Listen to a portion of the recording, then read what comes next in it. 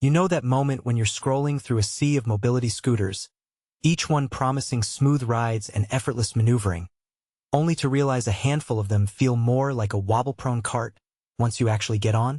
I've been there, and it's why I wanted to make this video, to help you avoid the disappointment that comes from a flashy listing that doesn't match the real-world experience. Link is in the description if you want to check the product details on Amazon.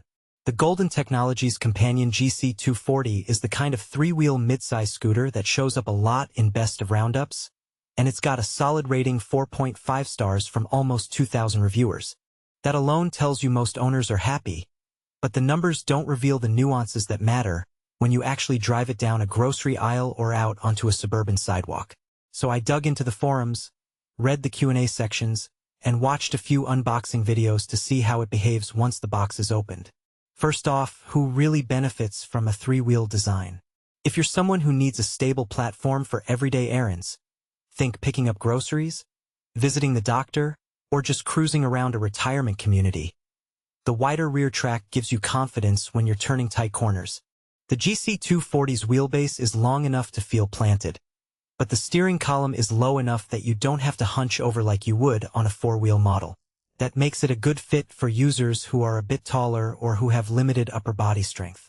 On the flip side, if you live in a cramped apartment building and need to navigate narrow hallways or elevators, the three-wheel footprint can be a little bulky compared to a fold-away two-wheel scooter.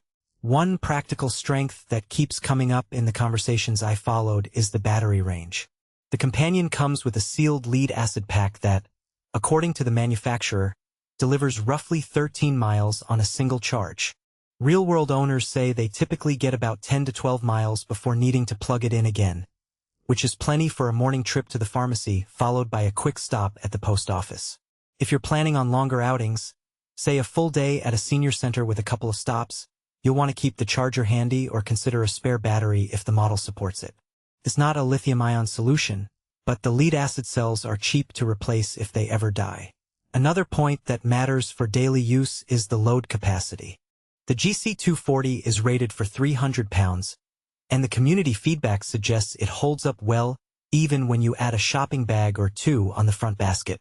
The basket itself is sturdy enough to carry a few grocery items, a water bottle, and even a small pet carrier, something I saw a user demonstrate in a video. That said, the basket is not lockable, so if you're taking your scooter on public transport or leaving it unattended, you'll need to bring a separate lock or keep valuables out of sight. Ride comfort is something you can only gauge once you've sat in the seat and taken a few turns. The seat on the Companion is padded with a foam cushion that seems firm at first but softens after a short ride. Reviewers mention that it's comfortable enough for a 2-hour outing, but if you have chronic lower back issues, you might still want a supplemental cushion. The footplate is wide, giving you room to place your feet comfortably, and the anti-slip surface helps when you're wearing shoes with smooth soles. The scooter's suspension is modest. It's really just the tires absorbing bumps, so if you're tackling rough sidewalks or gravel paths, you'll feel every pothole. For smooth pavement or indoor use, it's more than adequate. Noise level is often overlooked, but it becomes obvious when you're trying to have a conversation at a coffee shop. The GC240's electric motor runs at a hum that most users describe as quiet enough not to draw attention. In the videos I watched, the scooter barely registers on a sound meter, which is a plus if you're sensitive to loud whirring or you don't want to disturb neighbors in a shared living complex. Now, let's talk about the downsides that some owners have flagged. The biggest complaint centers on the charging time. It takes roughly 8 hours to go from empty to full, which means you can't just pop it into a wall outlet and expect a quick top-up in the middle of the day. Planning ahead becomes essential. You'll likely need to charge it overnight.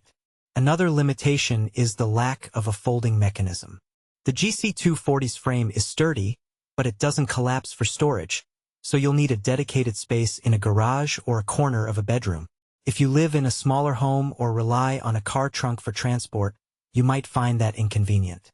A practical detail that often trips new buyers is the weight of the scooter.